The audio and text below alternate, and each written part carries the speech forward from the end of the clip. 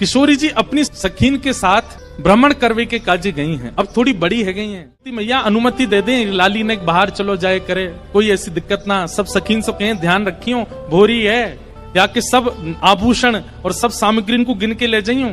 किशोरी जी आज यमुना तट गई हैं। यमुना जी की अविरल धारा देख करके किशोरी जी तो वहीं बैठ गई और सब सखीन से बोली, आज यहीं कछु पामेंगी, यहीं कछु भोजन करेंगी, जाओ वन में से कछु फल ले आओ, वन में से कछु पुष्प ले आओ, एक दूसरे को श्रृंगार करेंगी और यहीं फल को सेवन करेंगी। एक एक करके सब सखियां चली गई हैं और सब ढूंढ रही हैं, कहीं से फल तोड़ के, कहीं से पुष्प आदि तोड़ करके चयन करके लाने के लिए सब सखियां चली गई। इतने में ही यमुना जी के उस पार नंद भवन है और नंद भवन से श्री ठाकुर जी खेलने के लिए आ रहे हैं यमुना तट पर। ठाकुर जी पहुंच गए।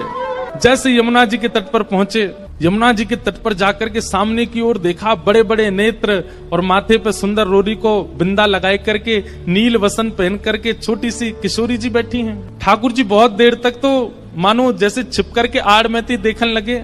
ठाकुर जी देखते ही किशोरी जी के मुखमंडल में ऐसे आसक्त हुए कि सब भूल गए। चक डोरी हाथ में लिए खड़े भये, गिर गई नीचे। और जो भी ठाकुर जी बड़े अदा में निकले ना, बड़े सज धज के निकले, बहुत स्वरूप साज सज्जा सब धारण करके निकले, बड़े कॉन्शियस रहे अपने स्वरूप के प्रति। लेकिन किशोरी जी को देख करके सब भूल भाल गए ठाकुर जी।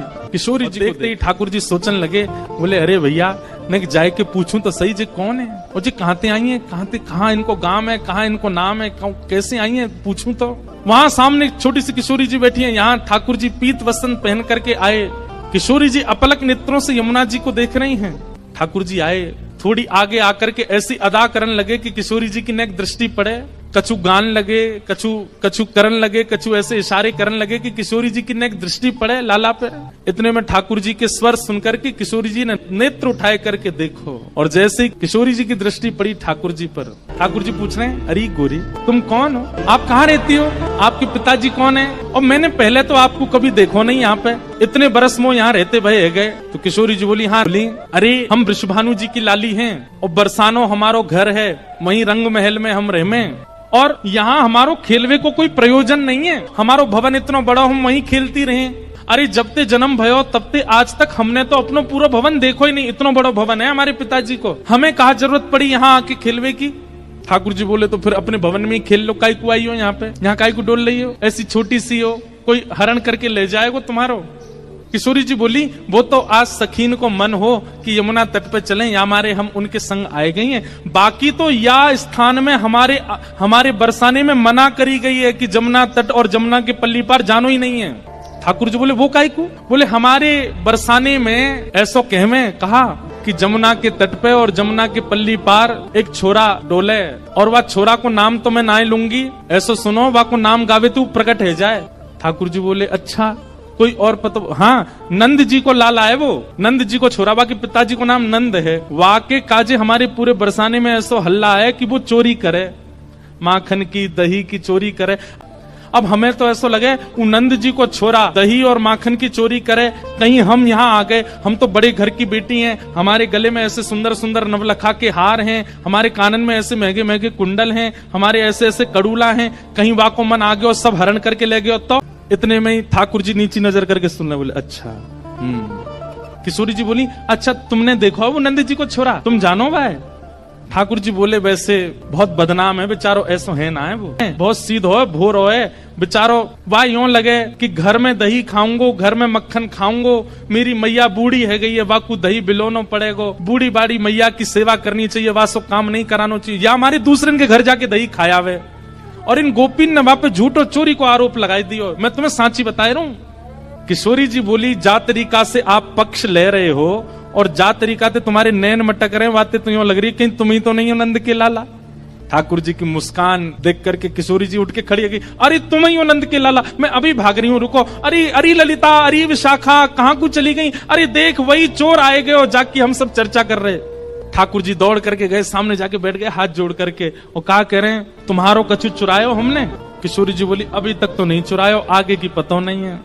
ठाकुर जी बोले ये सब बात बना में, और तुमको देखो बातन में आए के विश्वास नहीं करना चाहिए। नेक मुझे समय दो, और समय कैसे दो, नेक देर मेरे संग खेलवे चलो, और शाम तक देखियो अगर तुम्हारो कछु चोरी है जाए तो भैया तुम बड़े बाप की छोरी हो, तुम्हारे घर में कोई कमी तो होएगी ना। अगर मैं एक आध नग चुरा भी लूंगा तो तुम्हारे यहाँ तो बहुत सारो है, और यदि चोरी नहीं करूं तो फिर मुंह को अपनो सखा बनाए लियो, फिर हम दोनों रोज खेला करेंगे।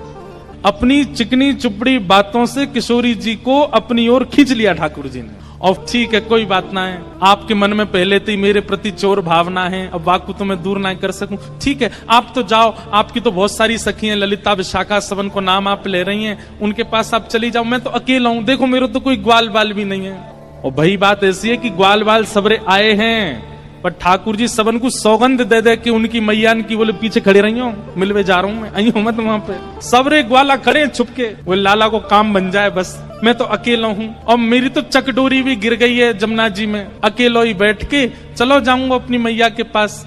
किशोरी जी इतनी भोली बेचारी, ठाकुर जी पर दया आ गई उनको, अरे ना तुम अकेले ना हो, तुम अकेले बताओ कहाँ चलें खेलवे। ठाकुर जी बोले पास में एक आम को बगीचा है, और वह बगीचा में बड़े सुंदर सुंदर आम लगे, और वो आम को बगीचा हमारे नंदराय बाबा को ही है, आप वहां चलो, बढ़िया पके पके आम तोड़ तोड़ के प्रेम से पामेंगे। हाँ किशोरी जी बोली हाँ चलो आम पावे चलेंगे। अच्छा, इस बीच खूब बात भई है ठाकुर जी और किशोरी जी की, हाथ पकड़ के दोनों जा रहे हैं। किशोरी जी बोली अच्छा अपनो नाम तो बताए दो। ठाकुर जी बोले मेरो नाम है कान कुंवर। किशोरी जी बोली नाम तो बड़ा अच्छा है, लेकिन इतना बड़ो है मुझे याद ना है रो। ठाकुर जी बोले अरे या में कौन सी बड़ी बात, देखो या को स्पर्श करो, जे कहा है, बोले कान, बोले बस या कान को स्पर्श कर दी तुम्हें कान याद आ जाएगा, फिर कुंवर, कान कुंवर, कान ते ही मेरो नाम याद आ जाएगा। किशोरी जी बोली हाँ तुम्हारो नाम याद आ गयो। अच्छा तुम रहो कहाँ को? ठाकुर जी ने अपना पूरा पता बता दियो, जमुना जी पार करोगे सीधे जाओगे, वहां पे गोकुल आ जाएगा, वहां सबसे बड़ी हवेली जो है वो हमारी है, हम बड़े बाप के लाला हैं, तुम बहुत देर से बता रही बड़े तुम्हारो महल है, ऐसो आंगन है, ऐसो सब है, सब बात है रही है। और किशोरी हाथ पकड़ करके ले गए बगीचा में एक आम को वृक्ष। ठाकुर जी ऊपर चढ़वे में निपुण कम है, और होंगे भी तो किशोरी जी के सामने आज दिखा रहे हैं, मुंह पे चढ़वो ना आवे। ऊपर 2-3 बार चढ़े फिर फिसल गए। किशोरी जी बोली अरे तुम पे तो चढ़वो ना आवे, देखो मैं चढ़ के बताऊं। किशोरी जी बोले हाँ आप चढ़ जाओ। किशोरी जी ऊपर चढ़ गई। ठाकुर जी बोले प्रथम मिलन हुआ है, पहले मिलन में अपनी छाप नहीं छोड़ी तो हम काय बात के कन्हैया, अब आ जाओ ऊपर। ठाकुर जी बोले अरे श्यामाजू अगर मैं ऊपर आ जाऊंगा और फिर आम तोड़ेंगे तो नीचे पकड़ेगा कौन, और हम आम तोड़ेंगे नीचे गिर के सब फट जाएंगे तो पामेंगे कैसे। किशोरी जी बोली हाँ बात तो सही है, तो कहा करें। ठाकुर जी बोले मैंने अपनी पीताम्बरी खोल ली, आप ऊपर ते आम गिरो। किशोरी जी बोली हाँ जी अच्छा। नीचे ठाकुर जी खड़े हैं, किशोरी जी आम तोड़ रही हैं, खूब सारे आम तोड़ लिए, ये बारो निकालो वो बारो निकालो। ठाकुर जी नीचे तो ही बता रहे हैं, किशोरी जी ढूंढ ढूंढ के आम दे रही है नीचे। इतने में ललिता विशाखा ढूंढ रही हैं हमारी किशोरी जी कहाँ चली गई, और ढूंढते ढूंढते ढूंढते उनको दूर वृक्ष पर नील पोशाक धारण करी भाई किशोरी जी दिख गई कि ऊपर चढ़ी हुई है वहां पे। यहाँ ते ललिता विशाखा दौड़ी, ठाकुर जी को पता चल गई कि ललिता विशाखा आ रही ऊपर ते।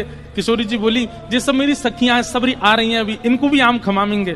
ठाकुर जी बोले ये 8 और ये 9 और मैं 10, और आम उतर के आए 5। या को मतलब पहले तो यही पामेंगी और बाकी इनकी सबरी चतुर सखी ये सबरी पा जाएंगी, मुंह को कामे लगो। सो ठाकुर जी ने कहा कियो हे श्यामाजू जे आम ने गंदे से है गए, मैं इनको जमुना जी में धोके ला रहा हूँ भाई। किशोरी जी बोली हाँ हाँ चले जाओ। ठाकुर जी आम लेके गए और बगीचा संभालवे वालो जो माली है तो कहो वहां से जाके बोले अरे तू पूरे दिन सोतो रे, बाबा ने यहाँ बगीचा में तू को रखवाली करवे को रखो है ना, तेरी बाबा तो जाके शिकायत करूंगा। ना कछु मत कहियो, देख 9 चोरनी आई है हमारे बगीचा में और सबरी आम चुरा चुरा के ले जा रही, मैं छीन के लाया हूं उनते। 8 तो नीचे उतरी आई, एक अबे ऊपर चढ़ी हुई है, जा देख ले उन्हें। इतने में ही महाराज बगीचा को मालिक आयो, आकर के जैसे ही माने जो दूर ते चिल्लाना शुरू, अरे चोर आ गए चोर आ गए। इतने में ललिता विशाखा आई जल्दी ते किशोरी जी को नहीं। किशोरी जी बोली अरे वो कान कुंवर आए रहे होगो, कान कुंवर आए रहे होगो। ललिता जी बोली भागो यहाँ से, जान बचाओ। जैसे तैसे किशोरी जी को लेकर के भागी वहां से। ये प्रथम लीला है, प्रथम मिलन है किशोरी जी और ठाकुर जी का। लेकिन ठाकुर जी ने लीला तो कर दी, लेकिन यहाँ स्थिति ये हो गई कि ठाकुर जी वापस गए और ठाकुर जी के मन में किशोरी जी की रूप माधुरी ऐसी बस गई है, वो नेत्र, वो नासिका, वो मुखमंडल, वो कान, वो चाल, वो बोली, वो सब ठाकुर जी के मन में ऐसी घर करके बैठ गई है कि अब कोई और सुहा नहीं रहे है। छोटे से ठाकुर जी 5 वर्ष के लाला ऐसे गुमसुम चुपचाप बैठे हैं, चलते चलते हंस रहे हैं, बैठे बैठे मुस्कुरा रहे हैं। जैसे प्रेमी की स्थिति हो जाती है नेक से ठाकुर जी की वैसी स्थिति है।